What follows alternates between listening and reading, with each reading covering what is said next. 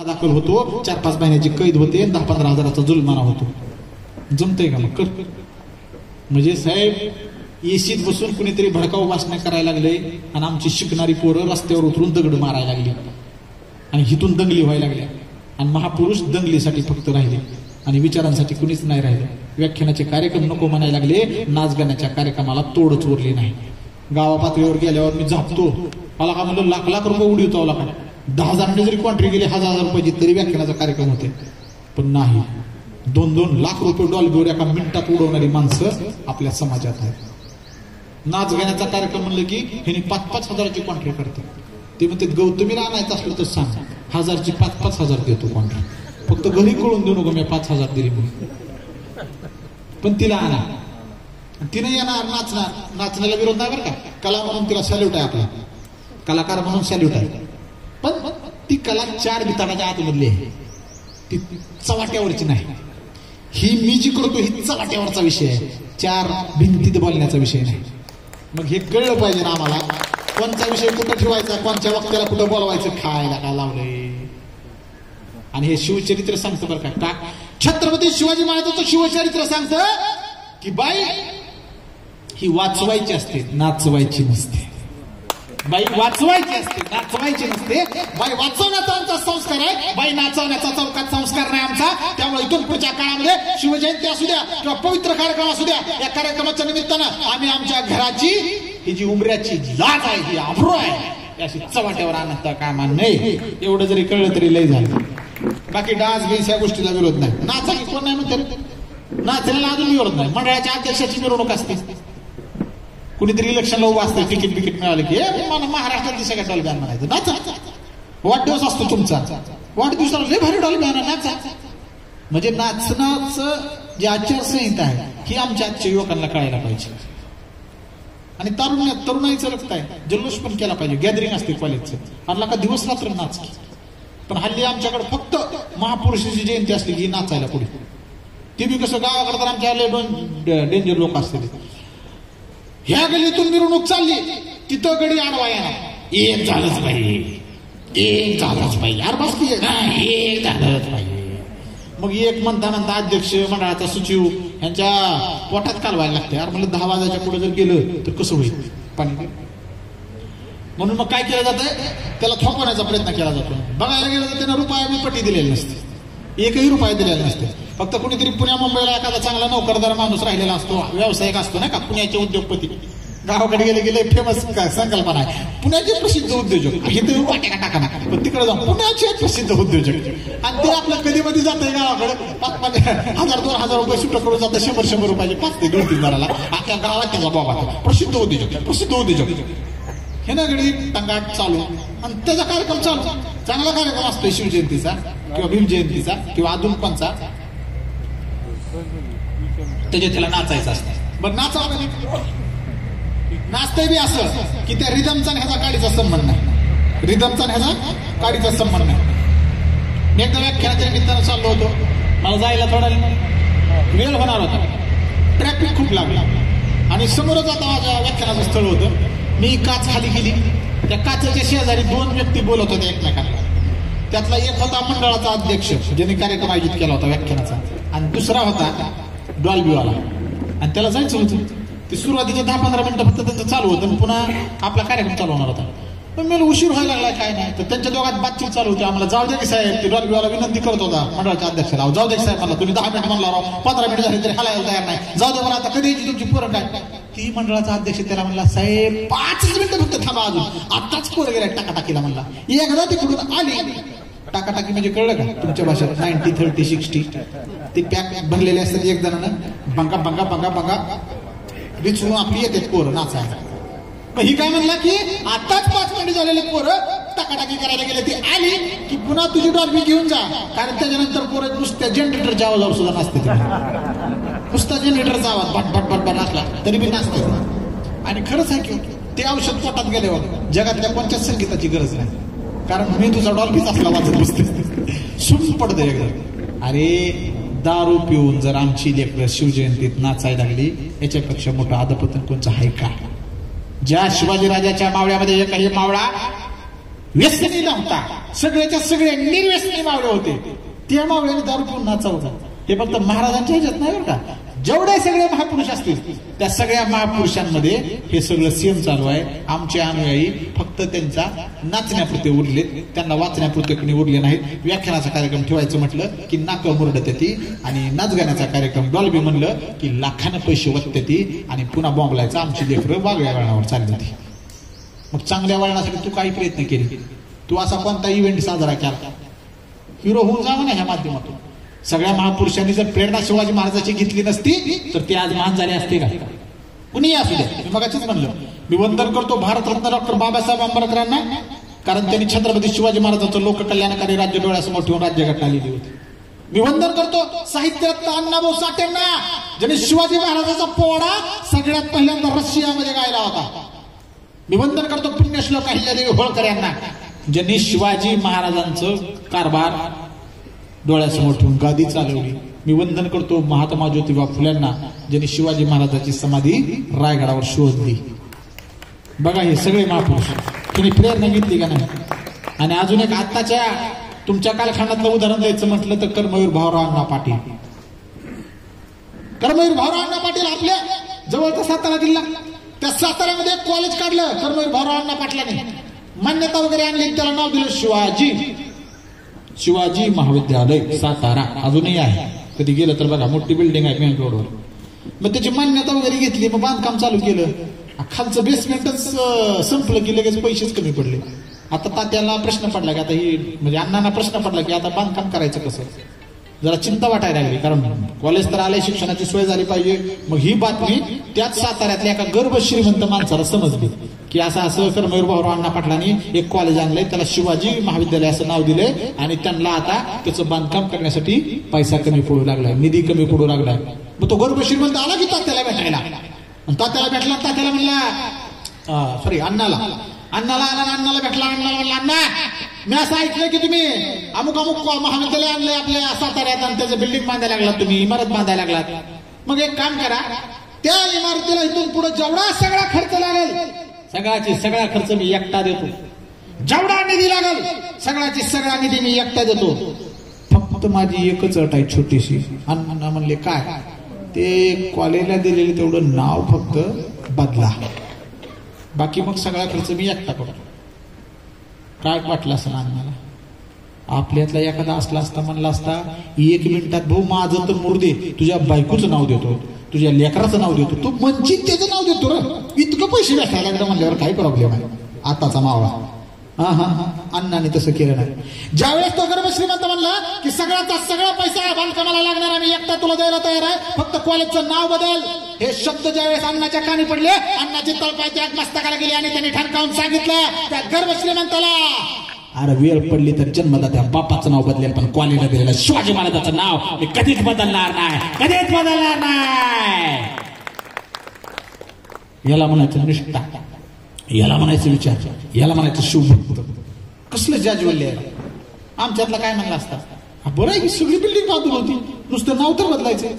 म्हणजे आमच्या राजाचा विचार त्यांना कधी न पाहिलेली माणसं, त्यांना हयातीत त्यांच्या कधी मागच्या खानदानात कोणी पाहिलं नाही, ती सुद्धा त्यांच्याबद्दल इतकं बोलतात. विशाल गड 350 वर्ष होऊन गेली त्या इतिहासाला, तरी तासभर झालं या ठिकाणी एवढ्या मोठ्या आवाजात, चढ्या आवाजात एवढा विचार व्यक्त करतो. मी तरी कुठं बघितलंय त्यांना. म्हणजे या विचाराची जादू आहे का नाही? नाहीतर मला जर तुम्ही आमच्या पंजाचं विचारलं तर मला त्याचा इतिहास सांगायला यायचा नाही. आमचा पंजोबा काय होता, काय केलं, आमच्या पंजाचा खापर पंजोबा मला नाव पण माहित नाही. आणि आपल्याला तुम्हाला तरी काय गती वेगळी आहे सांगा बरं. पंजोबाच्या आजोबाचं नाव काय होतं तुमचे? काय होतं माहित नाही. एवढा तर पराक्रम केला आपले सगळे. मग राजाचा पराक्रम किती श्रेष्ठ आहे की त्या कालखंडात 350 वर्ष होऊन गेल्यानंतर सुद्धा सगळा त्यांचा इतिहास इतका दाबण्याचा प्रयत्न केला, तरी सुद्धा माझ्या राजाचा सगळा इतिहास तोंडपाठ झाला. म्हणजे त्यांच्या पराक्रमात धमक होती, लक्षात असू द्या. आज छत्रपती शिवाजी महाराजांनी या मातीत उगवलेली माणसं या मातीसाठी मरण्यासाठी उभा केली, ही त्यांचं सगळ्यात मोठं वैशिष्ट्य आहे. त्यांनी गडकोट किल्ले बांधले वगैरे, हे तर वैशिष्ट्य आहेच की. आता मिनिंग बिटवीन द लाईन सांगतो, ऐका. तुम्ही सगळी नोकरी करा, PF BF तसलं मी द्या तुम्हाला, फंड बिंड काय काय सगळं काढा तुम्ही, आणि तुम्ही घर किती बांधल्या सांगा फक्त मला. 90% लोक म्हणतील एक बांधला, एक बंगला, त्यात पुण्यासारख्या ठिकाणी फ्लॅटच घ्यायचं म्हणलं तर गेलं, सगळी नोकरी वाहून गेली त्या फ्लॅटमध्ये आपली. ही खरी वस्तुस्थिती आहे बघा तुम्ही. किंवा तुम्हाला आत्ता नव्हते आपल्या शिवाजीनगर भागात किंवा खडकी भागात एक 2 BHK फ्लॅट घ्यायचा आहे. आपल्याला साहेब मागचा अख्खं इतिहास बघावा लागतो की काय करू शकतो काय नाही. शिवाजी राजाने 111 किल्ल्याचं बांधकाम केलं. किती? 111. त्यातला एक सिंहगड पण आहे तुमचा इथं जवळ पायथ्याशी. जवळचे सगळे गड जे जे ज्योत आणायला गेले होते ना, त्या सगळे गड सिंधुदुर्ग स्वतः शिवाजीराजाने बांधला अख्खाच्या अख्खा दगडावर. म्हणजे शिवाजी राजांचा एक किल्ला म्हणजे त्याच्यात 10 गाव बसते एवढा किल्ला आहे. किती? एक किल्ला म्हणजे त्याच्यात 10 गाव बसते एवढा किल्ला एक किल्ला आहे. असं शिवाजी महाराजांना आयुष्य फक्त 50 वर्षाचं मिळाले. किती? 50. 1630 ते 1680. 50 वर्षाच्या आयुष्यात आमच्या शिवाजीराजाने काय काय केले?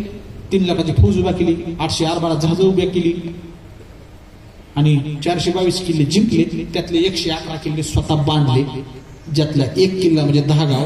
आम्ही 80 वर्ष जगायला लागलो. कुणी कुणी 100 पार करतोय.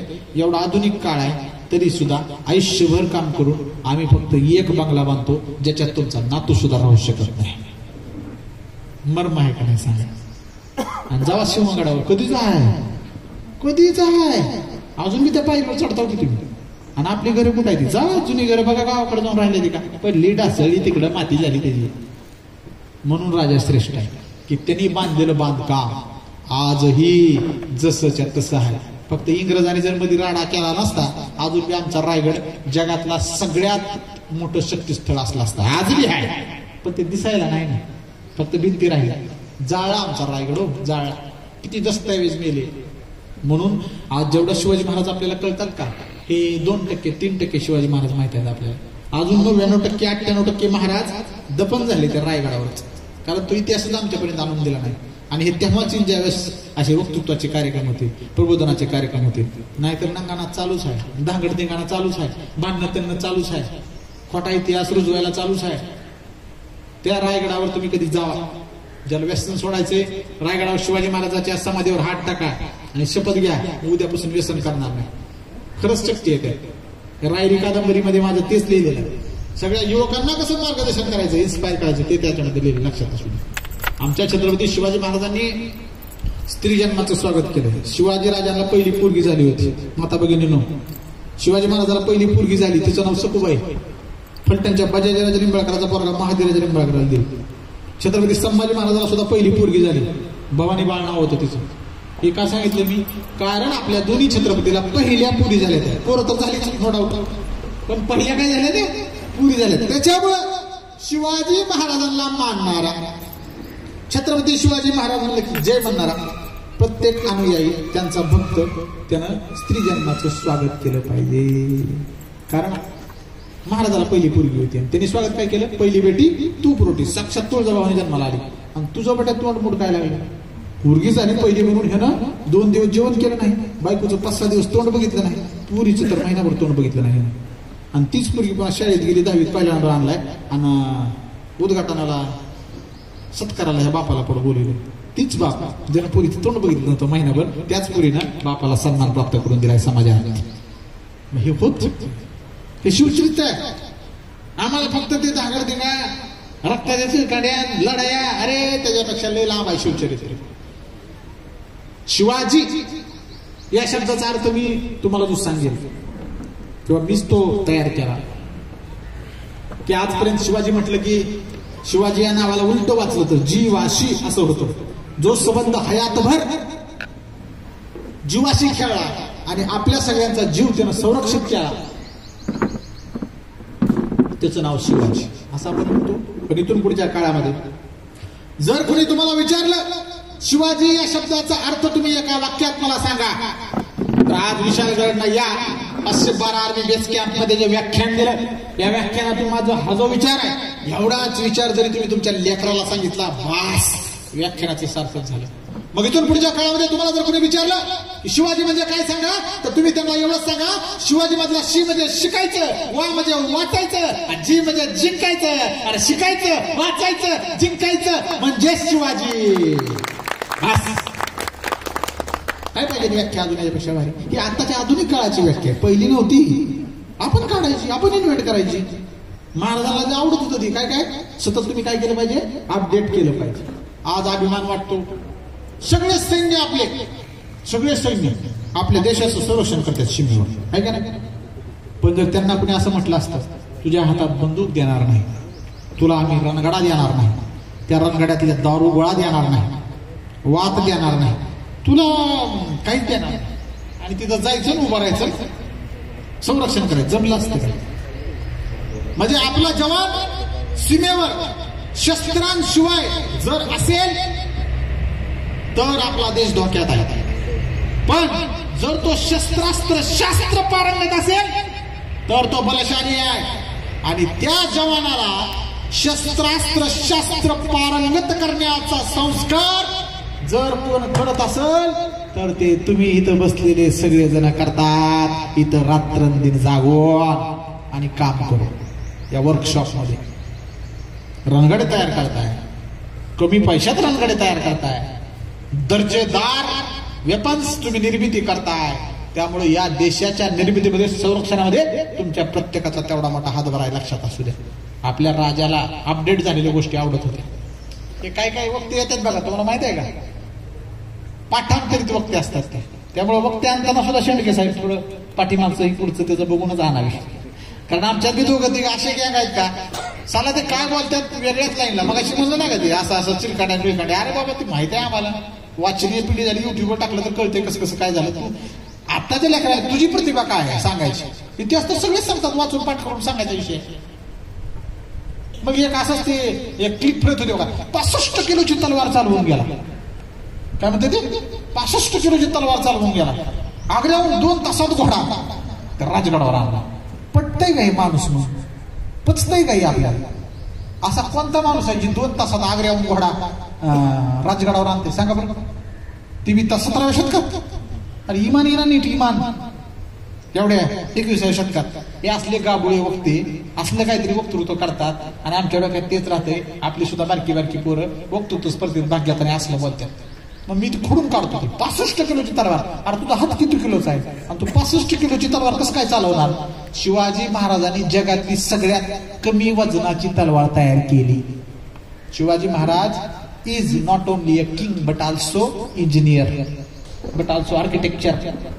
ते स्वतः मेकॅनिकल इंजिनियर होते शिवाजी महाराज.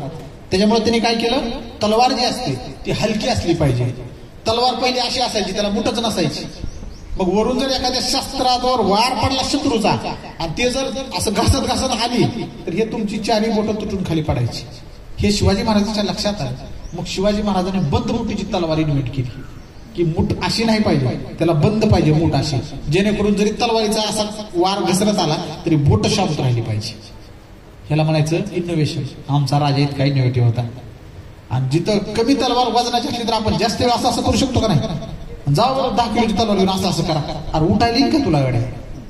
काय बी म्हणतात, संभाजी महाराजाची उंची 7.5 फूट होती आणि त्यांचं वजन 252 किलो होतं. पचतंय का, पचतंय का. हे असले आमचीच मंडळी बदनाम करायला आमच्या राजाला, त्यांच्या इतिहासाला.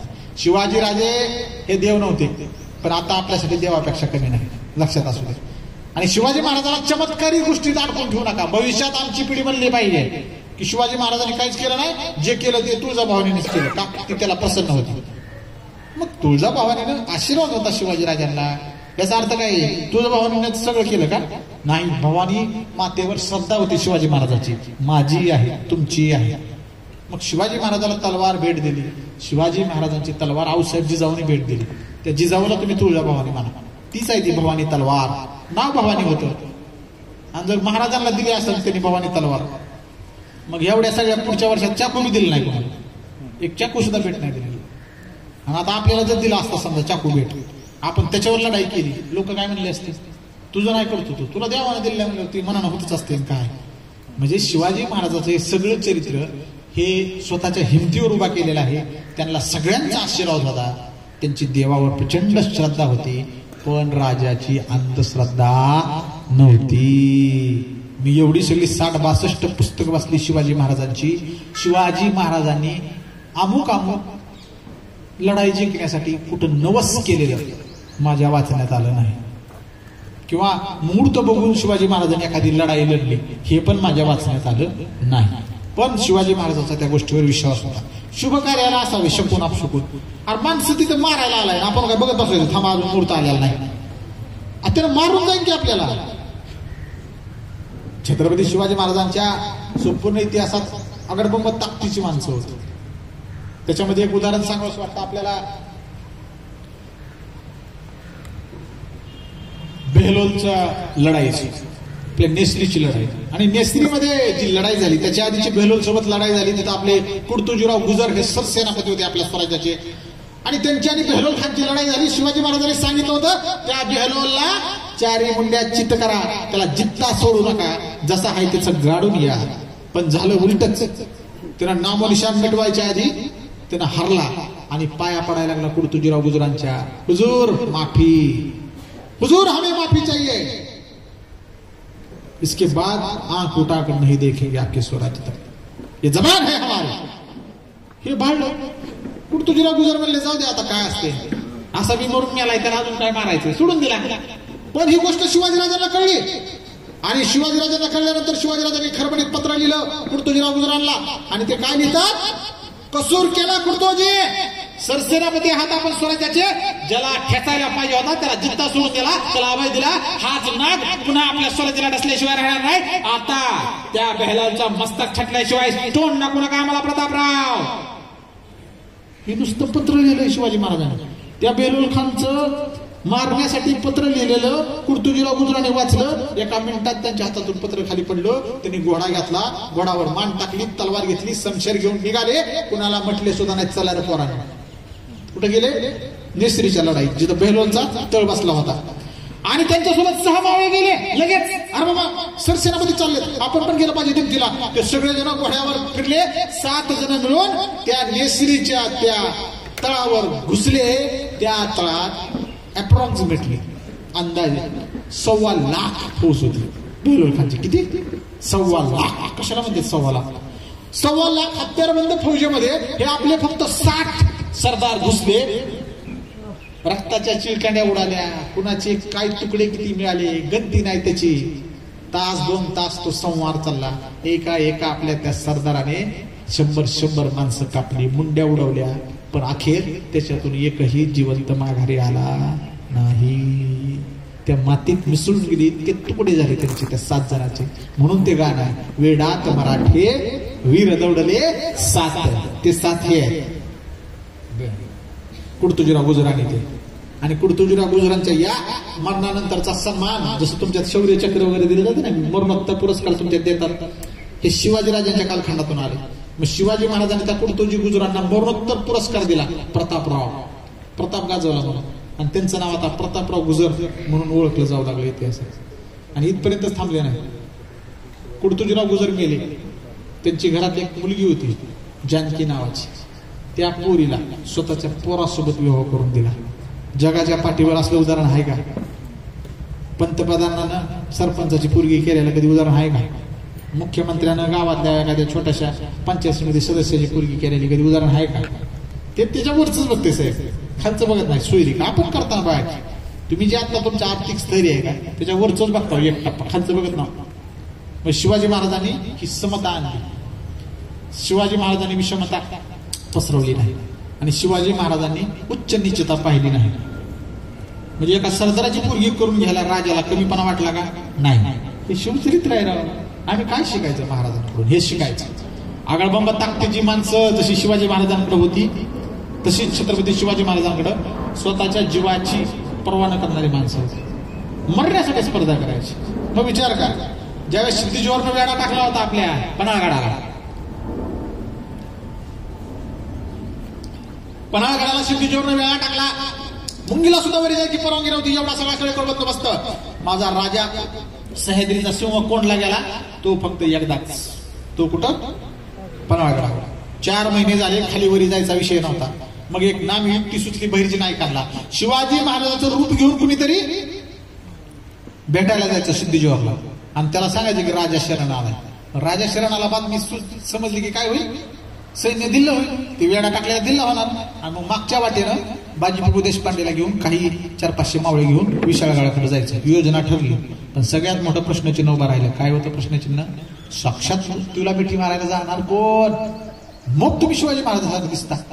पण तिथं गरजच पडली नाही त्या गोष्टीची. का? शिवाकाशी नावाचा एक निष्ठावान न्हावी पुढे आला.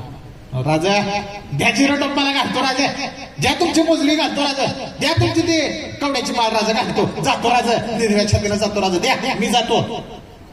त्याचा हा उत्साह बघून शिवाजी महाराजांना आश्चर्य वाटलं की ते काय तिथे जाऊन त्यानं काय सरबत देणार नव्हता. थांब आलाय लय दिवसातून, चहा टाकतो, नाश्ताच करून जा. तिथं मरणच आहे म्हणजे माहित आहे तिथं आता पाय दिला की उडणार आहोत, तरी बी जायचं. कसलं ताकद, कसलं धाडस आहे, काय कसला त्याग आहे. जगाच्या पाठीवर इतका त्याग आजपर्यंत कुठंच नाही पाहिला गेला जो शिवचरित्रात पाहिला गेला. आणि ते शिवाकाशीत तयार झालं. शिवाजी राजालाच माहित होतं पुढे काय होणार आहे. शिवाजी राजाने मिठी मारली, आनंदीन घातलं. राहू दे शिवा, हे वेळ धाडस करू नको, आजपर्यंत मोठमोठी धाडस मीच गेलो, आजही जातो, जाईल मी, काय होतंय. तवा शिवाकाशीत उतरला आणि राजाला म्हणला, राजा लाख मेले तरी चालतील, लाखांचा पोशिंदा जगला पाहिजे. वाक्य शिवाजी राजांना शिवाकाशीत म्हटलेलं. राजा माझ्यासारखे 100 काशीत तुमच्यावर निछावर करू, पण जर शिवाजी नाही राहिला तर स्वराज्यच राहणार नाही. म्हणून हे तुम्ही आरंभ केलेलं कार्य हे मोठं होण्यासाठी तुम्ही जिवंत राहणं गरजेचं आहे. आमच्यासारख्या आत्महत्या कितीही झाल्या तरी तयार. कारण शिवाजी काशीच्या घरी लेकरबाळ नव्हती का, आईबाप नव्हते का, त्याला आयुष्य नव्हतं का, सगळं होते की. त्याला हे माहित नव्हतं का जेव्हा ती गडाच्या पायऱ्या उतरायला लागल्या छत्रपती शिवाजी महाराजांचा सगळा पोशाख करून एक एक पायरी गडाची उतरताना त्याच्या डोक्यात विचार आला असेल, घरी लहान लहान लेकर आहेत माझे, उद्या त्यांच्या डोक्यावरचं बाप नावाचं चित्र नसणार आहे. घरी माझ्या कुंकू अभिमान फिरवणारी माझी बायको, ती कुंकू उद्या तिच्या डोक्यावर दिसणार नाही. माझे आई बाप म्हातारे पोरके होतील लेकराला, त्यांना त्यांच्या पोटचा गोळा उद्या दिसणार नाही. हे सगळं त्याच्या डोक्यात होतं. तरी सुद्धा त्याच्या आधी एक वाक्य त्याच्या डोक्यात होतं, या स्वराज्य देवतेला माझ्या जीवाचा नैवेद्य वाळवून फेकल्याशिवाय ती मला प्रसन्न होणार नाही. कसलं ग्रेट आहे. आणि तिथे पुढे गेल्यावर काय झालं माहिती आहे तुम्हाला? सिद्धीजोहरला ज्यावेळेस हा भेटला, आगे काफिर सिवा का बच्चा, इसीलिए क्या था इंतजार 4 महीने से आ गया. त्याला आनंद झाला. वेडा तर जिल्हा झाला. पाठीमाग बाजीप्रभू देशपांडे सगळ्यांना घेऊन निघून गेले. पण त्या सिद्धीजोहरच्या शेजारी फाजल खान, अफजल खानाचा पोरगा होता, आणि त्यानं त्या वधाच्या वेळेस होता, आणि त्यानं शिवाजी राजाला जवळून बघितलं होतं. तेव्हा त्यानं हळूच सांगितलं की सिद्धीजोहर जी, ये हरगिज सिवा नहीं हो सकता. तो बोले का? अगर ये सिवा होता तो इसके माथे पर वार की खून होती जो इसके माथे पर दिख नहीं रही. ये तोतया है. हा शिवाजी नाही, 100% हा शिवाजीचा डुप्लिकेट आहे. मला सांगा की एवढा आनंद झालेला त्याचा कसला भ्रमनिरास झाला असेल त्या सिद्धीजोहरचा. 4 महिने डोळ्यात तेल घालून त्याचं केलं होतं, त्यालाच तेल लावलं होतं शिवाजी महाराजांनी. आणि महाराज तर सटकले होते. त्या शिवाकाशीचा तो रूप सिद्धीजोहरला ओळखता आलं नाही, आणि त्याला सांगितल्यानंतर त्याला राग सहन नाही झाला. सिद्धीजोहरनं शेजारचा भाला घेतला, शिवाकाशीच्या छातीत कुबसला, शिवाकाशीच्या छातीतला भाला धरला आणि तसाच पाठीमागं पडला. पडता पडता डोळ्यात डोळं घालून त्या सिद्धीजोहरला म्हणला, अरे सोम घेतलेल्या शिवाजीराजाची पाठ तुला पाहता आली नाही, खऱ्या शिवाजीराजाची तर बातच सोडून दे, खऱ्या शिवाजीराजाची तर बातच सोडून दे. काय विषय आहे म्हणजे ज्याचं सोम घेतलं की त्याच्यात सुद्धा इतकी ऊर्जा, नवीन शिवाजी तयार होईल. येडा झाला ती सिद्धीजोहर. अरे मला असली कसली माणसं आहे ती मरते, ती हसत हसताना सुद्धा मलाच ताप देऊन मरते आधी. हे झालं घेतलं. आणि तिकडे काय झालं पुन्हा गोडखिंडी पोचली सगळी जनता. बाजीराव देशपांडे म्हणले, राजा आता गनिमांचा आवाज यायला लागला. 5000 माणसं पाठलाग करायला लागली होती. किती? 5000 माणसं पाठलाग करत होती, आणि आपले फक्त 500 मावळे. बाजीप्रभू देशपांड्याला जरा वाटलं आता काहीतरी धोका होण्याची शक्यता आहे, हे स्वराज्य टिकलं पाहिजे. बाजीप्रभूंनी विनंती केली शिवाजीराजांना, राजा विशाळगडाकडे प्रयाण करा, ह्यातले 200 मावळे घ्या, माझ्याकडे फक्त 300 मावळे घालू द्या, मी गोडखिंडीत अडवतो. त्याचा अर्थ करतो का? 300 गुणिले 300 इज इक्वल टू 5000. सॉरी 5000 मावळ्यांना आपले 300 मावळ्यांनी लढायचे. आता आमचं पोरग बघा कॉलेजला जाऊ द्या, आणि त्याला जर फोन येऊ द्या, भाई 10 जण वाट बघत बसले का तुझी, ते म्हणते जायचं नाही आज कॉलेजला सुट्टी का? आता 10 जण आहेत, आपल्याला हाणलं म्हणजे त्यांनी मध्येच धरतो. हे ना आधी 100 गोळा करते आणि मग तिकडे जातो. आणि आपल्या इतिहास काय सांगतो? 5000 जणांना 300 भिडले आणि चिरफाड करून सगळेचे सगळे नामोहरण केले. 1 इंच सुद्धा पुढे जाऊन दिलं नाही गोडखिंडीतून बाजीप्रभू देशपांडे, जोपर्यंत विशाळगडावरून तोफेचा आवाज आला नाही. बघा अरे आज त्या गोडखिंडीत जो रणसंग्राम झाला, पिक्चर तर बघितलाय तुम्ही पावनखिंड, त्या पावनखिंडीत जो संहार झाला त्याच्यामध्ये फक्त बाजीप्रभू देशपांडे तुम्हाला माहित आहेत रे, पण बाकीच्या 299 जणांची इतिहासात नावं सुद्धा कुठं नमूद नाहीत रे. हकनाक गेले त्या एका शब्दावर गेले ते स्वराज्यासाठी. मग इतकं मोठं बलिदान आहे आपल्या स्वराज्याचं, म्हणून शिवाजी महाराज ग्रेट आहे त्या एका राजासाठी. म्हणून जो जो छत्रपती शिवाजी महाराजांवर प्रेम करतो, जो जो छत्रपती शिवाजी महाराजांच्या विचारांवर प्रेम करतो, त्या प्रत्येकाने शिवाजी महाराजांचे विचार हे अंगीकारले पाहिजे. त्यांचा हा जो विचार आहे हा विचार आपल्या आचरणामध्ये आणला पाहिजे आणि स्वतःचा उत्कर्ष करून घेतला पाहिजे. ह्या मताचा मी आहे. खरं तर आज बोलण्यासारखं अजूनही प्रचंड आहे, परंतु मलाही थोडी ऊर्जा शिल्लक ठेवावंच लागते. रोज नवीन नवीन व्याख्यान असतात, नवीन नवीन ठिकाणी जावं लागतं. आज आपल्या या 512 आर्मी बेस वर्कशॉपमध्ये हा जो सुंदर व्याख्यानाचा सोहळा या ठिकाणी निर्माण केला, उभा केला, त्याबद्दल मी पुन्हा एकदा एसीईच्या युनियनच्या आपल्या सर्व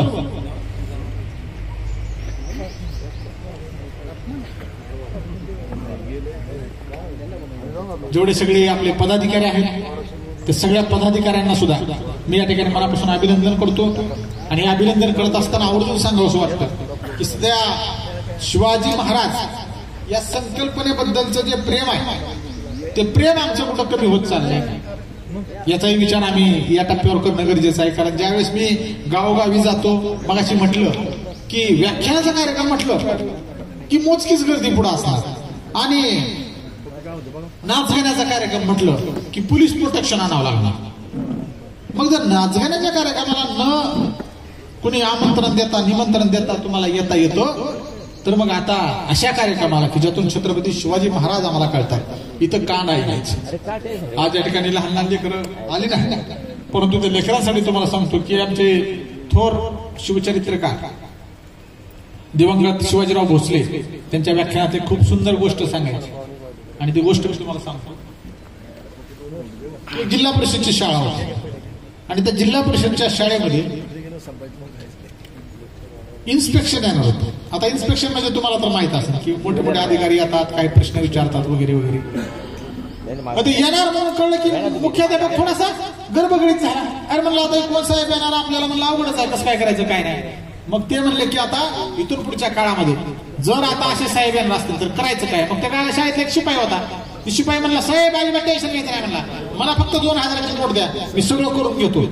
आणि ती 2000ची नोट आल्यानंतर त्याच्या हातात तो शिपाई काय म्हटला, आता साहेब तुम्ही निश्चिंत राहा म्हणला, आता येऊ द्या गाडी. ठरल्याप्रमाणे आपली गाडी आली, येशीत गाडी आली, येशीत गाडी आली की शिपाई पळतच गेला. शिपाई म्हणला साहेब कुठं चालला म्हणले. ती म्हणले मी चाललोय तिकडे, ते शाळेत चाललो म्हणले.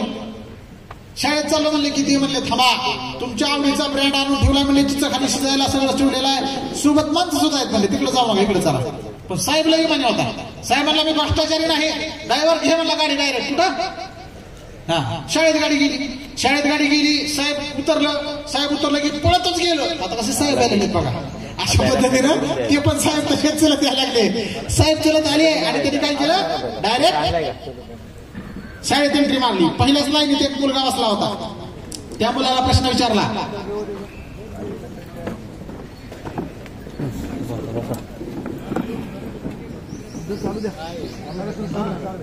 आदरणीय ब्रिगेडियर साहेबांचं या ठिकाणी आगमन झालेलं आहे.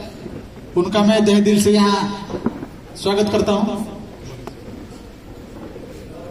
माननीय कमांड साहब का इस शिव जयंती के अवसर पर मैं